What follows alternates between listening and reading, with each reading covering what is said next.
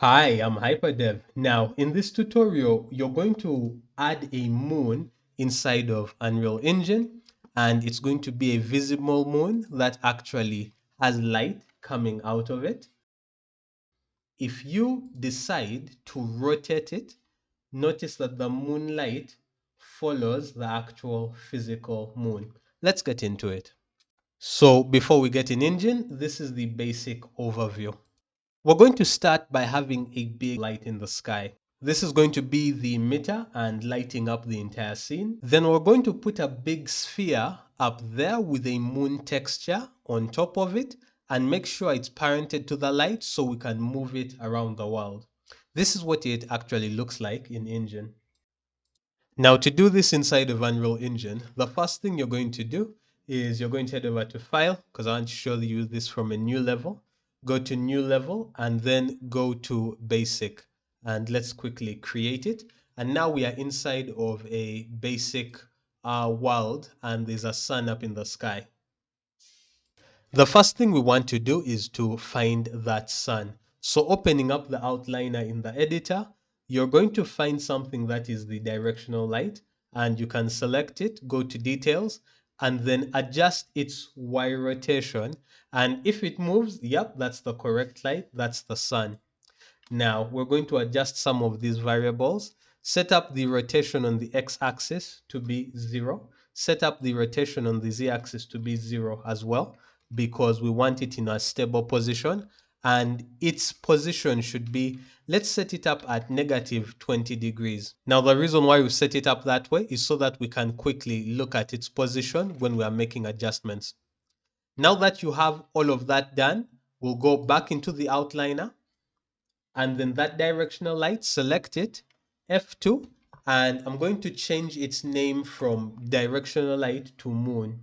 The reason why I have changed it to moon is because we're going to turn the sun into the moon. Once that's done, go into details. We're going to reduce the light intensity from 6 to 2, and then we're going to change the light color from the current color to something more within the region of blue. And dark. Let's make the light color slightly darker. Click OK. And now we have our nice blue light emanating from the sky. And I think that makes for a pretty good moon color. But because of the auto exposure in Unreal Engine, the color is getting washed out. We don't get to see it really dark. Now, to make a change that's going to prevent that, all you have to do is go to the top left area. We want to quickly add, and we're going to add a post-process volume. Once you add in that post-process volume, this is it. Select the post-process volume and then head over to the outliner. Inside of the outliner, you'll find the post-process volume. I always like to create a folder called post-processing and keep everything I'm doing in post-processing inside of that folder. Then select the post-process volume, head over to the details, and inside of the details, you want to type inside the search, you want to type exposure. Select the metering mode and select the exposure compensation. I like to have the exposure compensation set to 10 at all times, and I set it up as manual. Once you're done having that, if you look into the world, there is no change. So come back and you want to type out in the search bar infinite. And you're going to see the option of infinite extent unbound. Select that. And now when you go back in, you'll see that because of that post-process volume, now we are getting the correct exposure. And if we enter into the world, we are getting the correct exposure inside of the world. However, it seems that the exposure is either the exposure is too strict, it's looking super dark. So you can adjust that to whatever you would like. You can adjust it by simply selecting the post-process volume, selecting exposure, and making adjustments to the compensation. If you increase it, it's going to be brighter. That's at 15. If you reduce it, it gets darker. I think just for this scene, I'm going to increase it just to 12. At 12, it looks just about right as a nice moonlit sky. Now we have our light up in the sky. Let's actually add the moon to it. Okay, so what you need to do is go into Google and then you want to do a quick check and type out moon texture. So it's going to open up a couple of different examples of the moon texture, including one from NASA, which is pretty cool.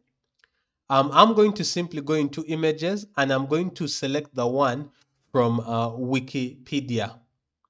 It's going to give you access to this big moon texture file. There are a couple of different resolutions. Get the one that suits you and your internet speed. Now you're going to get that moon texture. Click it and copy it. Get that moon texture and copy and paste it inside of the Unreal Engine folder. We're going to create a usable texture. Now to do that, we need to create a material for Unreal Engine to use. So do another simple right click and then you want to create a material. And over there, Unreal Engine lets you select a material. Now it's saying new material. I'm just going to call it moonshine. I don't know why I'm calling it moonshine. And then double click on it.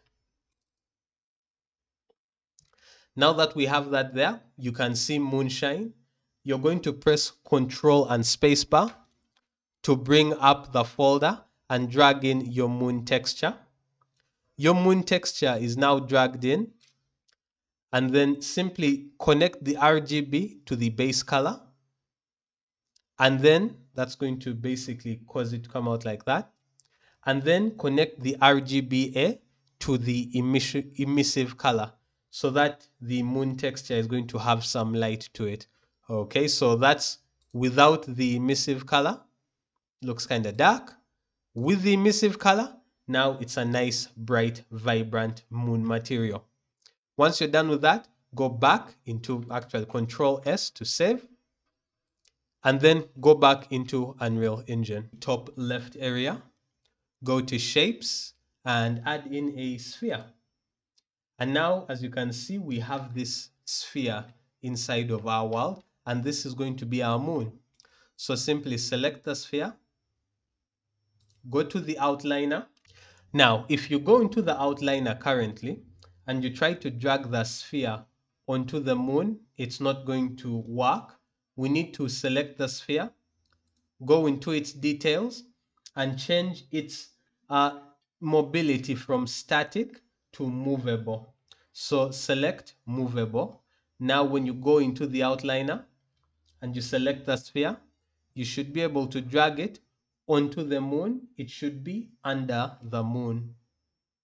To do a quick check that that's working correctly, you can take a few steps back with WASD, select the moon, and then alter its vertical position. And as you can see, the moonlight is moving and rotating, and the moon sphere is moving and rotating as well. Let me set that back to -20.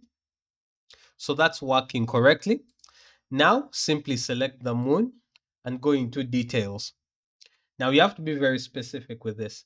First of all, when it comes to its Z location, once set that to 0, and notice that it's basically disappeared. Don't worry about it. Then for the Y location, set that to 0 as well. And then for the location as far as the X, you want to set that to -10,000.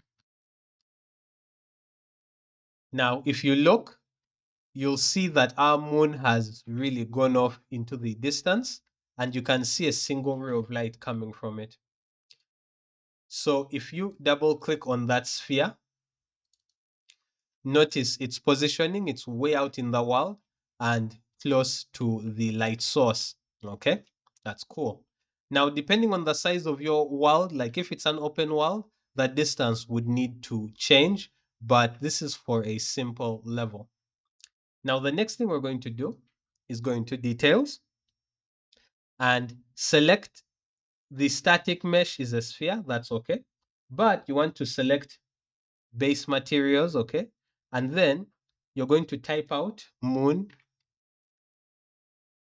Okay, I called it moonshine.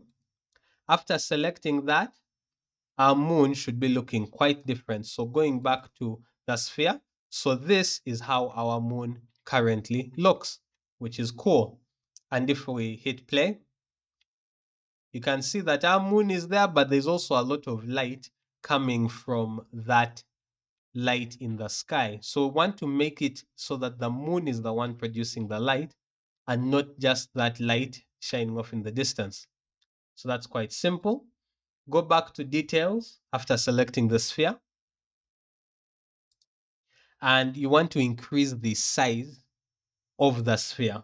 So we're going to increase it to about 50 times its normal size, which is going to give us an actual massive moon.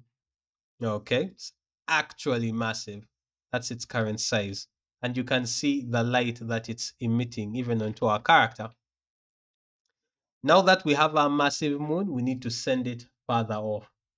So we want to send it 10,000 units away on the x-axis. So let me add one more zero.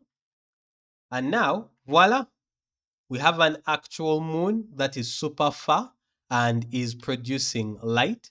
And you can see that it is the skylight that is the one producing the light that's hitting us on the ground. But we can make some more adjustments.